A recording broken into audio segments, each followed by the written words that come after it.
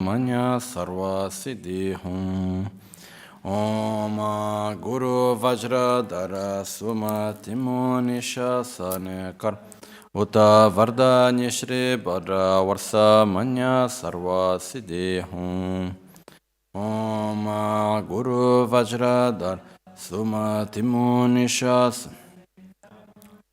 Varda Nishri Badra Varsa Manya Sarva Siddhi hum.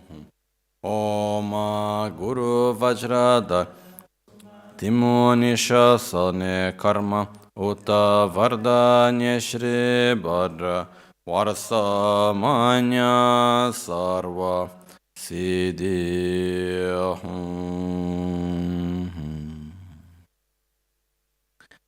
Pakyuke Kudan Dagi Lu Pakyuke Sundan Dagi Nga Pakyuke Tudan Dagi Tenyerme Chiktu Chingilo Makyuke Kudan Dagilu Makyuke Sundan Dagi Makyuke Tudan Dagi Tenyerme Chiktu Chingilo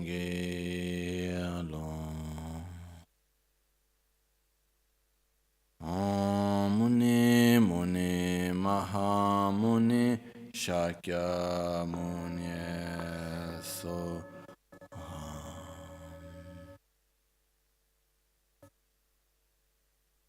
Sangye Chedan Soge Chonam La Chanchu Pardo Dani Kyapsu Chi Dagi Jinso Gibe Sonam Ging Drola Pinchira Sangye Druparasho Sangye Chedan Tsoge Chonam La Chancho Pardo Dani Kyapsu Chin Dagi Chinso Gibe Sonam Gi Drola Pinchire Sangye Druparish Sangye Chedan Tsoge Chonam La Chancho Pardo Dani Kyapsu Chin Dagi Jinso Gibe Sonamgi Drola Pinchira Sangye Druparasho.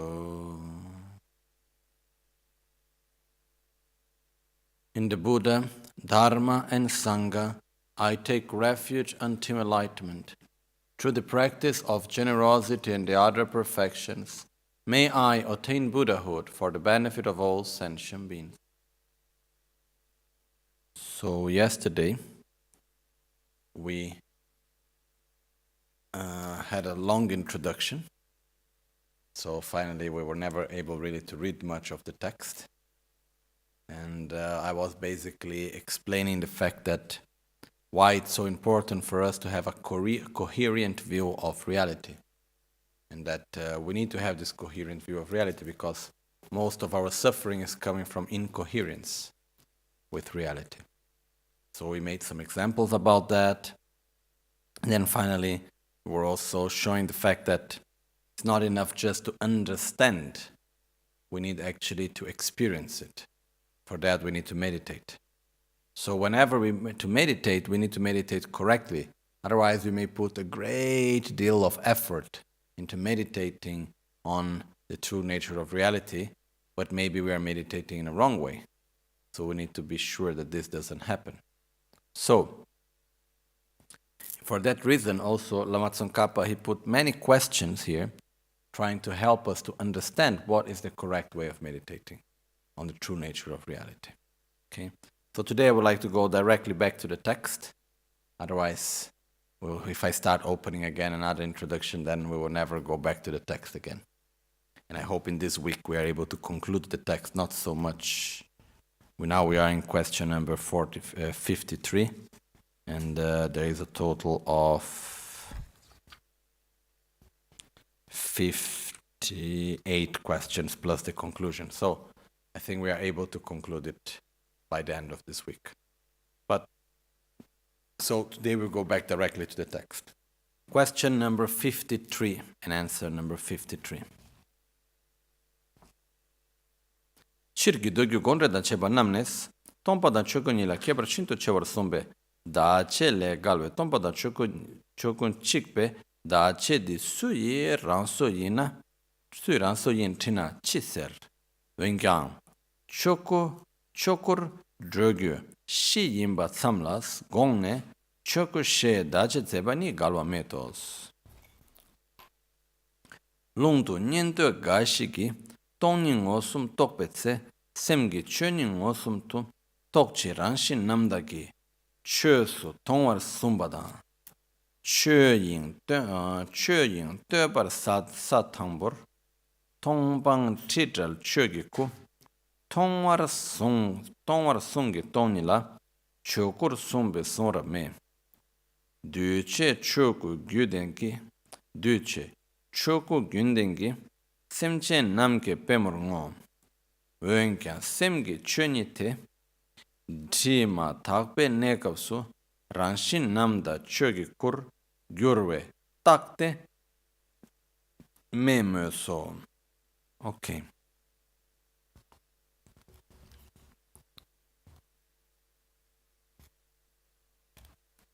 So it says, if I asked you who the author is of such language saying, the simple term emptiness, and Dharmakaya are the same. So who has been saying that emptiness and Dharmakaya is the same? Thus contradicting the fixed spoken statement of the learned people in general, saying, in the Sutra, the Tantra, and commentaries, it is taught that there is a great difference between the simple term emptiness and Dharmakaya. What would you say? So the question is there a difference between Dharmakaya and emptiness? Because some of you say that there is no difference. But all the main texts, they say that there are differences. So if there is a difference, what it is? Nevertheless, there is no contradiction if you speak of such a statement, Dharmakaya, by simply thinking that it is a base which will become Dharmakaya. So, if you give the name Dharmakaya to something that is not Dharmakaya but that will become Dharmakaya, then it is fine. In Tibetan, there is one thing which we call Dremingula Takpa. Dremingula Takpa means to give the name of the result to the cause. It's like take a student of medicine and call him doctor.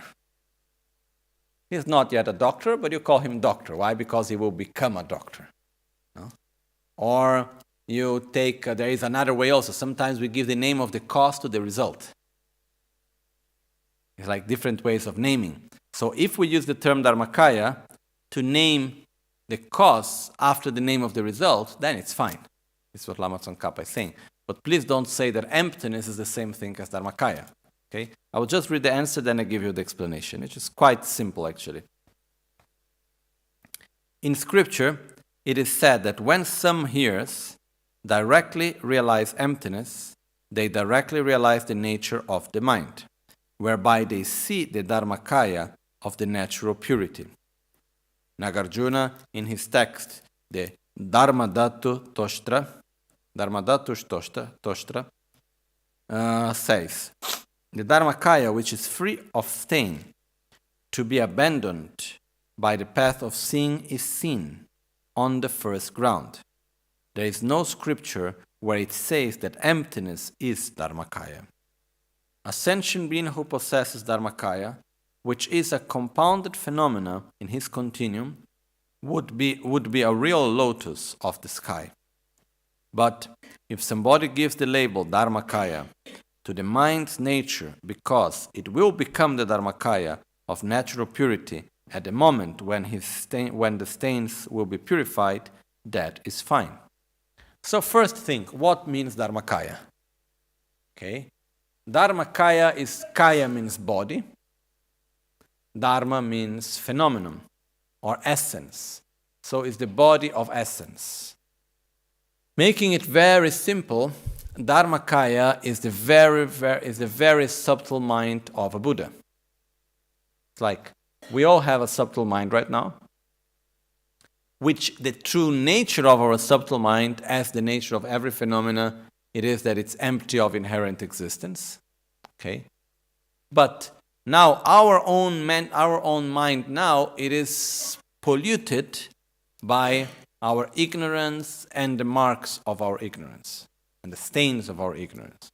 So in the moment that the mind is actually free from ignorance and from the marks of ignorance, from the stains of ignorance, then the mind, the very subtle mind, becomes Dharmakaya, becomes the pure mind of a Buddha. So when we talk about Dharmakaya, we refer, this is one of the most simple ways for me to explain it, is the very subtle mind of a Buddha. Do we have a very subtle mind now? Yes, it's the mind that goes from life to life. Does it have ignorance?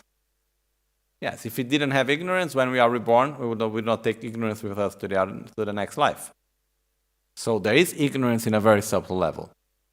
So that very subtle mind that we have, free from ignorance and the marks of ignorance, becomes the so-called Dharmakaya, which is the very subtle mind of a Buddha. Okay? So, our very subtle mind in a pure state is called Dharmakaya. The confusion that is done is that some people say that, okay, what is the true nature of our mind? Is that our mind does not exist inherently, does not exist objectively, independently. It is interdependent with everything else. And when we realize the true nature of the mind, not existing truly as an independent, inherently existent phenomena, then by seeing the nature of the mind that is empty, you are seeing the actual Dharmakaya. This is what some people say. And that's what Lama Tsongkhapa is saying. No. The fact that your mind lacks inherent existence, the fact that our mind is of the nature of emptiness, doesn't mean that we have already the Dharmakaya. This is what in the answer is being said here.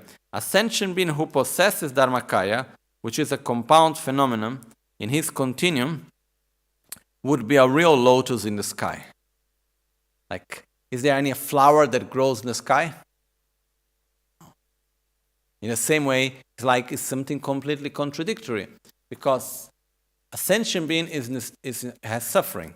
So this means he still grasps reality as being of inherent existence, still has an incoherent view with reality.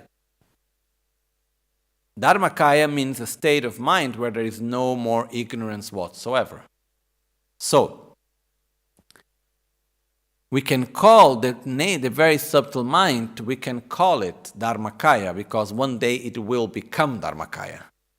So we give the name of the result to the cause. That's what he's saying here. But if somebody gives the label Dharmakaya to the mind's nature, because it will become the Dharmakaya of natural purity, which means if you take, the mind's nature is pure because it's empty of inherent existence, that very subtle mind with its pure nature will become Dharmakaya at a certain point. So if we give the name in that way, then it's okay. But don't say that emptiness is the same thing as Dharmakaya. It's like the same here is talking about the same point, which is, do we have Buddha nature? Yes. Which means, can we become a Buddha? Yes. Are we already Buddhas without knowing? Hopefully not. If I would be a Buddha without knowing it, I would be really an ignorant Buddha, and that would be a problem. So, the fact is that it's not that I am a Buddha and I don't know. The fact is that I have the full potential to become one. And this is my nature. So it's like we can call one person, hello Buddha. In the sense, okay, you are not yet a Buddha, but you will become one. So I give you the name of the result that one day you will become. But I cannot say that you are already a Buddha. Okay? The difference, I think, is quite clear, no? Emptiness is the true nature of reality. It's the lack of inherent existence, the lack of objective, autonomous existence. Dharmakaya is a very subtle mind, free from all stains, free from ignorance and the marks of ignorance. This is the main difference. Okay? Because the fact is that some people, they think that the very subtle mind's true nature is the actual Dharmakaya, and this is not exactly correct. I think, is it Clear? Okay. So, this is the meaning when it brings here, when saying, okay, nowhere it is said that Dharmakaya and emptiness is the same thing, and so even though every sentient being possesses a mind which is empty of inherent existence, this doesn't mean that every sentient being possesses Dharmakaya. If every sentient being possessed Dharmakaya, every sentient being would already be enlightened, and then there will be no difference between a Buddha and a sentient being. Okay, so then we have some problems. So instead, our nature is empty of inherent existence, is the nature of emptiness of the mind. Dharmakaya is the very subtle mind in a pure state, free from ignorance and the marks of ignorance. Okay, I think it's quite clear, right? Okay.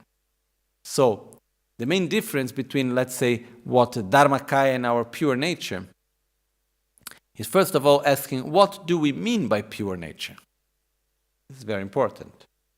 Basically, what it means in this context is that we have the potential to become a Buddha. And this potential is the fact that our mind is interdependent.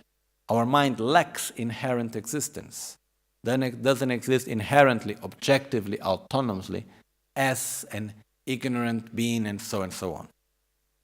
So what happened is that, are we ignorant right now? Yes. Do we have ignorance and suffering and all of this? Yes, we do. But is our mind interdependent? Yes. It's always changing, and it is interacting, and it doesn't exist in an autonomous, intrinsic way, so our mind is interdependent. So if we generate the positive interdependence, we can gradually generate our mind in a pure state. And this is basically what is necessary for us to become the Dharmakaya, is to purify and to eliminate our own ignorance and the marks of our ignorance. And by that we become a Buddha. Okay?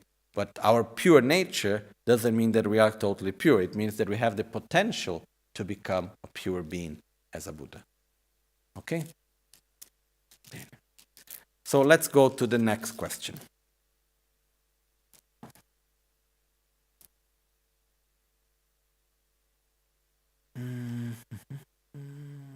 If we enter into Dharmakaya, there's so many other things that we can say and debate about it, but I prefer not to go into too many details, otherwise it becomes too much specific, some things. Okay? Quindi alcune cose non ho spiegato riguardo il Dharmakaya, perché se noi entriamo in cose troppo dettagliate diventa difficile per la maggioranza di noi proprio di poter seguire e capire, quindi sono alcuni punti che vengono toccati qui nel testo, ma che preferisco in questo momento di non entrare nei dettagli. Okay. Quindi andiamo alla domanda 54. We go to question number 54.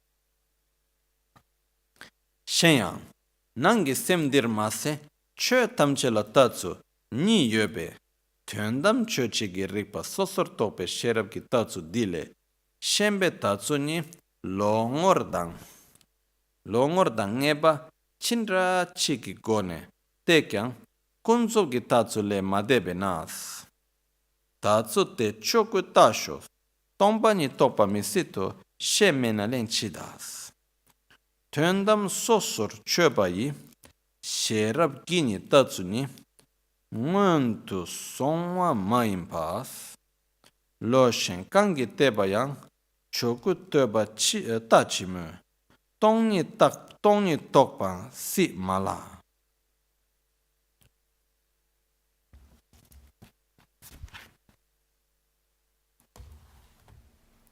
Furthermore, if I made the following statement, what answer would you give? It is not only for the inner mind, but also for all other phenomena that there are two ways of viewing, conventionally and ultimately. When your way of viewing the empty and Dharmakaya is viewed by any means of mental intensity, ascertainment, a way which is different from the ultimate way of viewing, a reasoning for analyzing the ultimate truth through an individually investigating wisdom. It is seen as not going beyond the conventional way of viewing. Therefore, with that technique, leave out the subject of Dharmakaya, it will be impossible to realize even emptiness.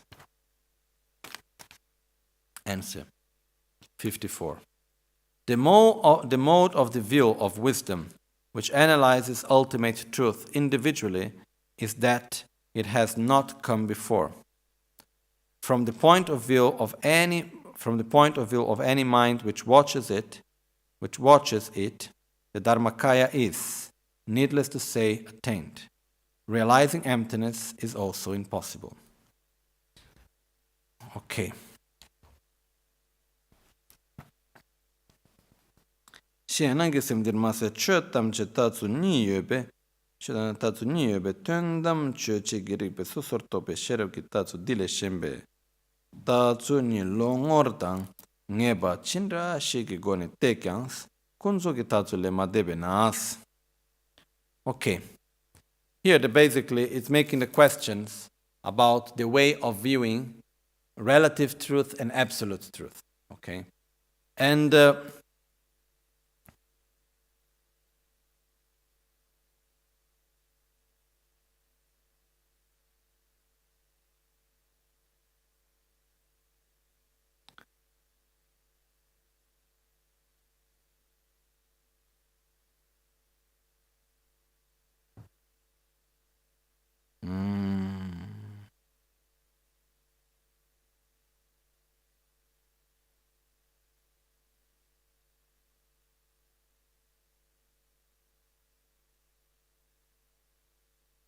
just check one thing, 1 second, sorry.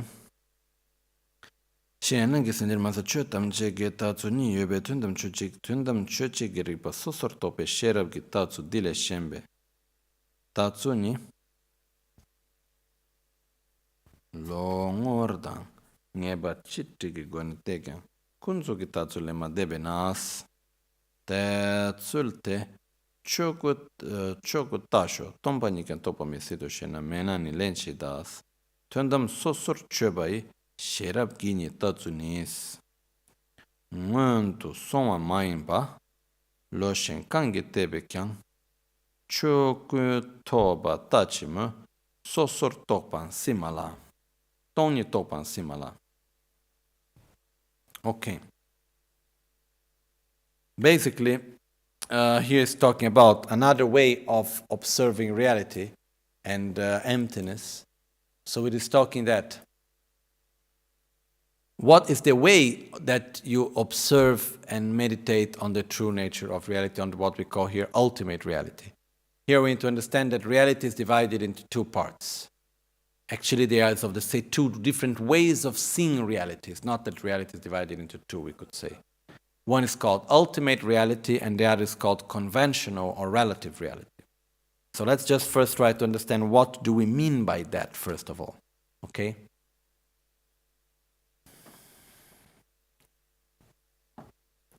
Relative reality is everything that is seen differently by each one of us. Relative reality is everything that exists in a different way, not only by the observer, but also that it's always changing and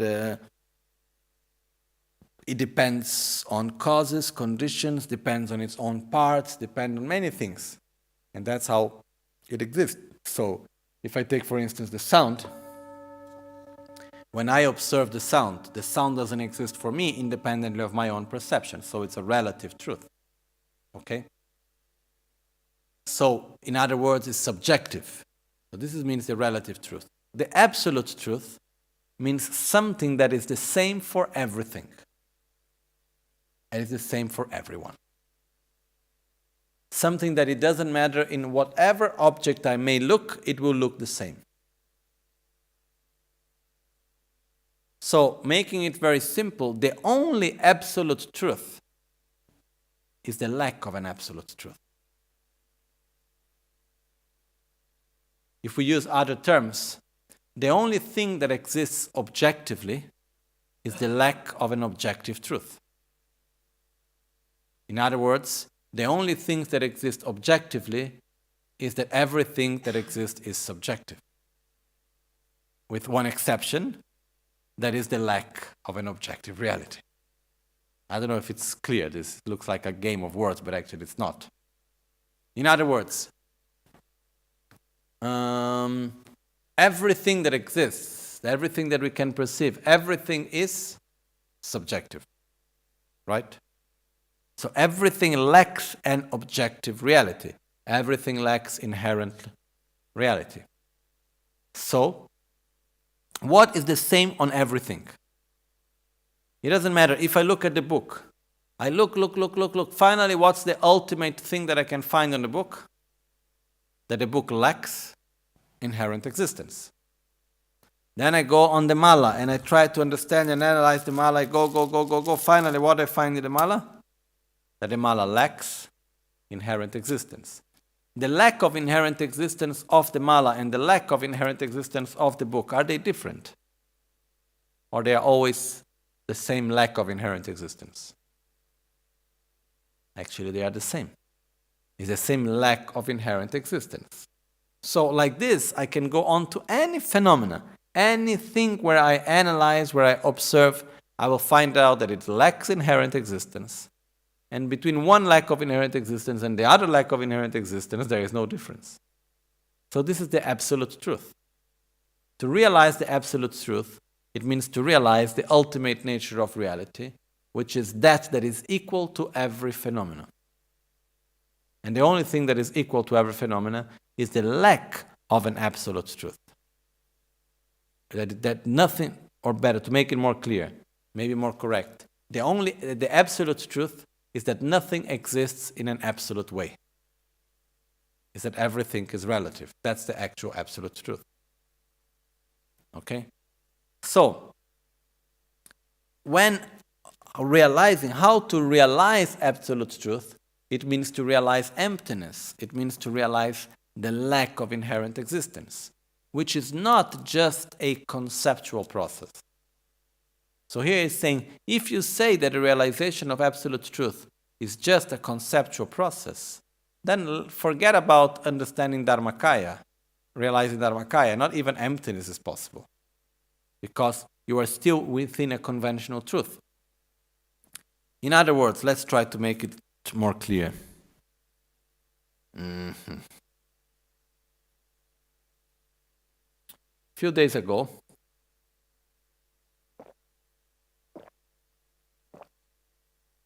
some questions ago, there was a point in which we were talking about the fact that right now, with our mind, which is conditioned by our own ignorance, we are not able to put at the same place the fact that something exists and the fact that it lacks inherent existence in a non-conventional way. Okay? So when I look at the object and I call it a book, this is the conventional existence, the conventional reality in which it is a book. What is the ultimate reality of the object? The lack of inherent existence, or the emptiness of the book. Okay? The emptiness of the book only exists because the book exists. And the book can only exist because of its emptiness of inherent existence. So actually they are of the same nature. So for a Buddha doesn't make any distinction between relative and absolute. It's all the same. But for us, that we are not able to put together at the same place, at the same moment, something that is both relative, that exists, and at the same time that it doesn't exist as it appears objectively, we cannot put the two things together. Conceptually, yes. In a practical level, no. So what happens is that in the moment that we have a direct experience of the lack of inherent existence, poof, we are not able to perceive anymore any conventional reality. That's why until enlightenment, there is this difference between relative and absolute, not because reality is two. It's because we are not able to see it as one now. We are only able to see directly or one aspect or another aspect. No?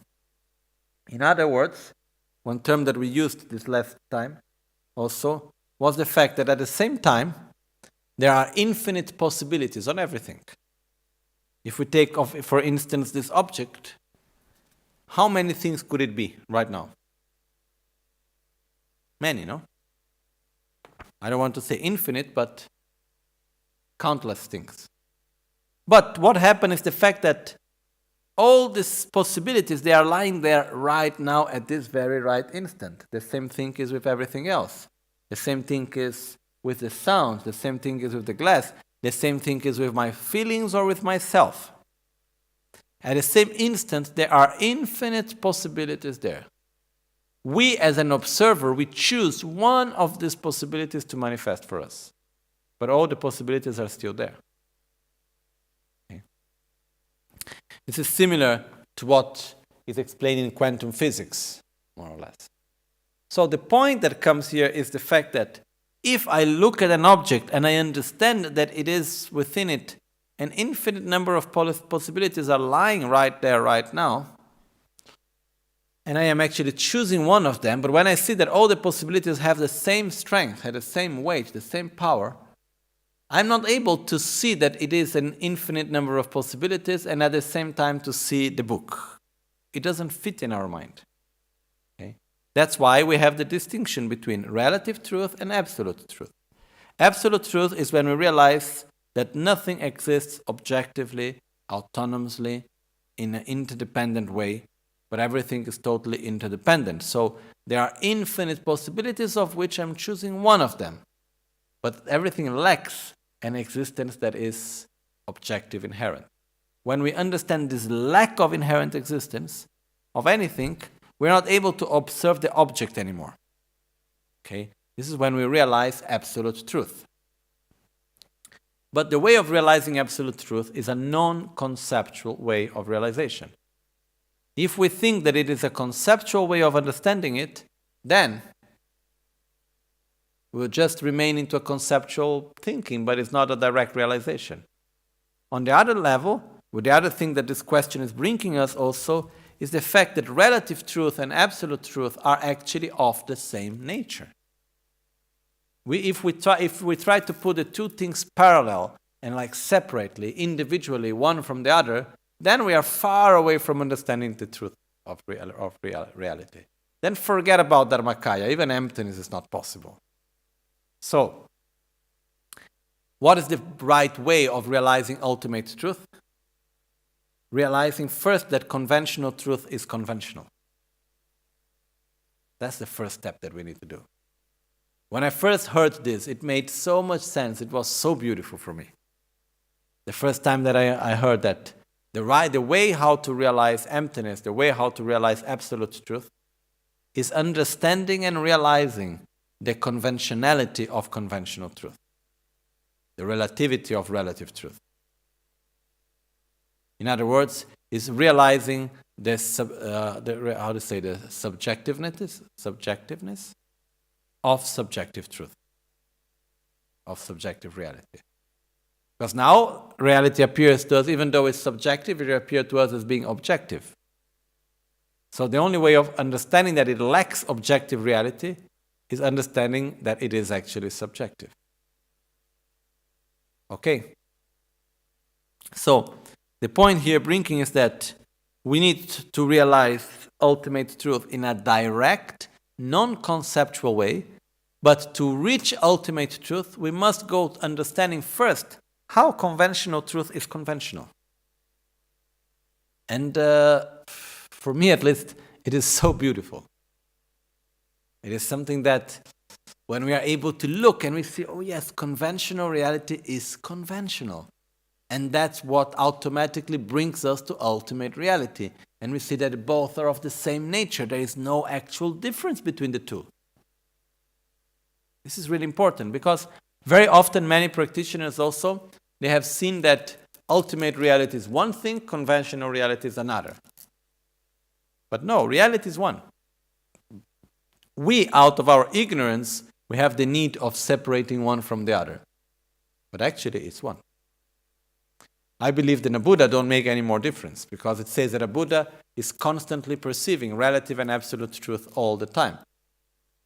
Which means that is not that there is a complete separate thing called relative truth and absolute truth. Truth is one. But because of our ignorance, we have the necessity to make it separated. Because we're not able to perceive it as one together. We're not even able to perceive the two aspects at the same time. Yes, Tutla? Yes? When we say there are different levels of duality, this is one of them. Okay? Tutla? Or Hannah? Yeah?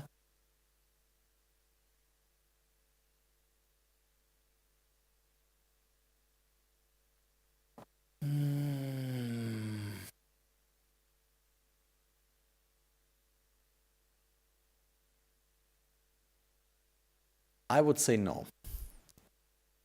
Because in the moment that I say all phenomena are manifestation of the ultimate, it would mean there are two things separate, and there is one ultimate, which is a sort of God, let's put like that. Sorry to use this term. But there is a sort of a main source of everything from which everything comes and manifests. While actually, ultimate reality, it's present in everything. But ultimate reality would not exist without the rest existing also. On the other sense, what's the ultimate reality of the book? The emptiness of the book. But the emptiness of the book cannot exist without the book existing. It's like here and there. Which come first? Here or there? Well, if I go from this chair and I go to that chair becomes this chair becomes that chair. What happens is that this and that are interdependent. One does not exist without the other. The same thing is for relative and absolute. The emptiness of the book only exists because the book exists, and the book can only exist because the emptiness of the book exists. But we do it, which means actually they are exactly of the same nature. So it's not one that is the manifestation of the other. They are the same thing. I don't know if it's clear. Okay? We have the tendency to go to look for something that is from which everything else is coming. And this is what doesn't exist. If we say that ultimate truth is the source of all, ultimate truth will be inherently existent. But it's not. Okay? So ultimate truth is everywhere, but ultimate truth doesn't exist independent of conventional truth. They are one. It's not like one coming from the other. Okay? Mm-hmm. We can have experiences of different aspects of reality. For example, the one you were just talking is like the non-duality between observer and object. There are different ways in which it's possible to have like glimpses of realizations, let's say like this, which is not necessarily a deep state or a direct experience, but because a direct experience after it remains in a way, okay? But these glimpses of realizations, if we want to call in that way, we can have moments in which we have in a more even non-conceptual level or in a more, deeper level of consciousness, we can have perception of impermanence, or we can have a perception of interdependence or other things like this, no? It's extremely difficult to define what exactly is this or that experience, technically speaking. The direct experience of emptiness, of reality, it's something that, according to the teachings, must happen within samadhi, within meditative state. Okay? So we can have a glimpse of something that is not exactly a direct realization, which is still wonderful, but it's not a direct realization. Okay? And one of the best ways of seeing, if I had any wonderful experience, was it a direct experience of emptiness or not? Do I still have mental defilement manifesting? if I still have mental defilements manifesting, it was not a direct realization of emptiness. Basically, because when there is a direct realization of emptiness, means reaching the path of seeing, which means there will be no more any mental defilements manifesting. So this is one of the most simple ways to understand if it was a real direct experience or not. This doesn't mean that it's a good and profound experience. Sure, we can have different types of experiences, no? But it's difficult to put precisely into words, for me at least, okay, it was this or that. Okay? Yes. We do need samadhi to have a non-conceptual experience of the true nature of reality. We need samadhi, we need first listening, comprehending, and meditating in order to have a non-conceptual realization of emptiness.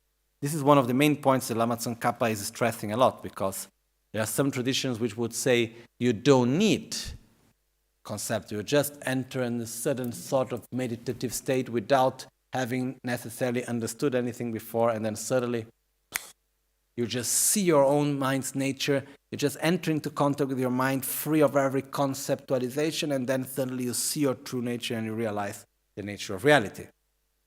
And the Lama Tsongkhapa put very clear that this is not possible. I would say we can just go through just the reading at least of question number 55. Let me just see one thing. Yeah, we just go through the quick reading, because question 55 and 56, they go together. And here in the Tibetan text, they are 1, 2, 3, 4, 5 pages long. So we'll just read the first part, okay? Tena, tendan chope rikshek te, tena namdo ginelusam, ngowo am, shite nye onlas, detar nyeba te, tongpa yin, dewar shekpe nyimpo yin chena lenchida. Dorna, ludrup gitatsu dangawe tawa ni, chitra shik yin she, gyadra mesu sinyang, tawa nor she mena chiser. Dorna, ngar shu dinamgi, samna tawe ne tampa dukpes, ragrim dune shuba ino imes, chirni tawe chartsu tayeba didar nantes, gashini, tokpa yin chinche, sange kang duk, gagyo yin serwe, sempa chikdang, yang gashi, tokpa sange tamche, gagyo mayin, tokpa chizam geba tsamgi, nyamto geba yins, perna pushin chizam mangi meche ge onwa yin serwe, sempa chikte teni galwa tak trotos. Yang gashi, namdo marikpa chembote, she sumbe, namdo ni marikpa yin serwe, sempa chikdang. Yang gashi, namdo choku yin serwe, sempa chikte teni kyang tak troso. Okay. Tomorrow we will go through the whole thing. Question number 55. What would you say if, thus, if one viewed any object with the knowledge of reasoning for analyzing ultimate truth, reality, or the entity or the characteristics of conception would be found, and what is thus found is empty of inherent existence. This is the essence of those gone to bliss. Okay. What would you say if I said, in short, a view which is contradictory to Nagarjuna's mode of viewing is a mistaken view, no matter what you have said about it hundreds of times? So, then after here, it is actually repeating what are all the wrong views, not all, but many of the wrong views regarding emptiness. Okay, and this is like in brief, and then like among what I have reported above, there are some sacred points regarding the view. But I indeed reported about it by making a rough synthesis. Generally, there are infinite ways of approaching the view, such as the following. One group says, whatever is conceptual is to be negated, whether it is good or bad. And like this it goes on, saying what are the wrong ways of seeing emptiness. Okay? Tetana tundam chepe rikshe te, tena namdogi nelo sam ngowams, shite nye onlas, tetar nyeba, te tongpa tetar nyeba, te tongpa yin, dewara shekpe nyingpo yin chena, len chidas, dorna, ludrugi lo tatsula galvatavata, shimba gyara simba. Okay. So, the point is that, what would you say if I simply stated that saying? Thus, if one viewed any object with the wisdom or the knowledge or the wisdom of reasoning for analyzing ultimate truth, ultimate reality, or the entity, the nature, or the characteristics of conception would be found. And what is thus found is empty, is emptiness. Thus, the essence of those gone to bliss. So the question is, what would you say if I said that the actual correct way of analyzing emptiness, which is being explained here, it is that of using an analytical mind, which means we call sosortok peyeshe, is the wisdom of discrimination, is using a discriminating awareness, the wisdom of discriminating, to analyze and search if reality exists as it appears or not. This is a very important point. Because the point showing here is like this. When we talk about emptiness, it's not just a matter of saying, okay, emptiness is the lack of inherent existence, and then we have the tendency to look for emptiness somewhere else. Oh, there is an emptiness of inherent existence. Looks like something that is completely not connected with our own reality. Instead, what is being explained here is that we need to analyze any object with the wisdom of discrimination that analyze it if it exists or not as it appears. And then finally, when we get to the conclusion that it does not exist as it appears, that's the ultimate nature. That's the basis. That's the whole pathway to go to enlightenment. That's the essence of those gone into bliss. That is the lack of inherent existence. In other words, first we need to see the object of negation. We need to be able to imagine it. We need to be able to observe it, even though it does not exist. We need to see how we grasp at it. Because the mind that grasps at inherent existence exists, even though inherent existence does not exist. Let's make the example we did some days ago. Is there an elephant in this room? Yes or no? No elephant, right? Okay. So, in the moment that I understand that there is no elephant in this room, I can understand the negation. There is no elephant in this room. This room is free of elephants. It's empty of elephants, right? Okay, but why can I actually understand that the room is empty of elephants? Because I can imagine how would it be if there would be elephants in here. If I would not have the capacity of imagining elephants inside here, I would never be able to understand the lack of elephants in here. Okay? So, the point is that reality appears to us as something solid, independent, objective. But we need first to let the way how it appears to us to come out. And then when I observe how does reality appear to me, and I see this inherent existence appearance, this objective appearance, I see the appearance, I let this mind manifest clearly.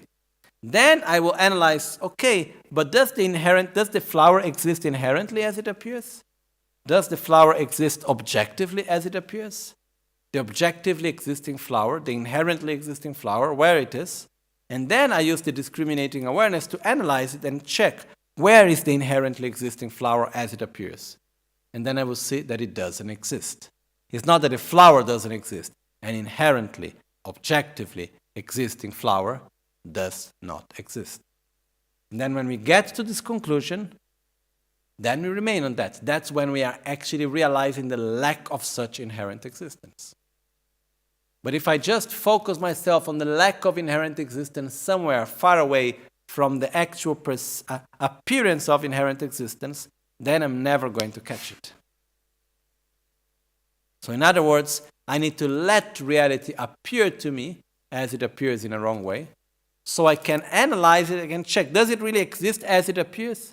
No, it does not. That's the conclusion that we need to reach. And that's the ultimate nature of reality that we can realize.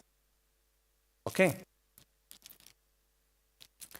So, as it was said just later here, it says, in short, a view which is contradictory to Nagarjuna's mode of viewing, which means a point of view on reality, what is the ultimate nature of reality, which is contradictory to the commentaries of Nagarjuna, it is not correct. Even though there were many, many, many different explanations of what is the ultimate nature of reality, if we go through each one of them, all of those that are contradictory to the explanations that Nagarjuna have done actually are not correct. And then, in brief, Lama Tsongkhapa starts citing a few of them, which goes up to the end of page 67, but we are not going to go through that right now. Okay, tomorrow we'll go through it. That's why it is said that it is important for us to realize that reality does not exist truly. What does that mean? That reality does not exist as it appears to us. That reality does exist, but it does not exist inherently, objectively, independently as it appears to us. So this is one of the keys. That's why we use this term, reality does not exist truly, because it exists, but it does not exist as it appears to us. It is important for us to remember this connection. As it appears to us, that's how it actually does not exist. Okay? And how does it appear to us? As being objective, independent, inherently existent, and so on. Okay? So I think we stop here today for our lunch.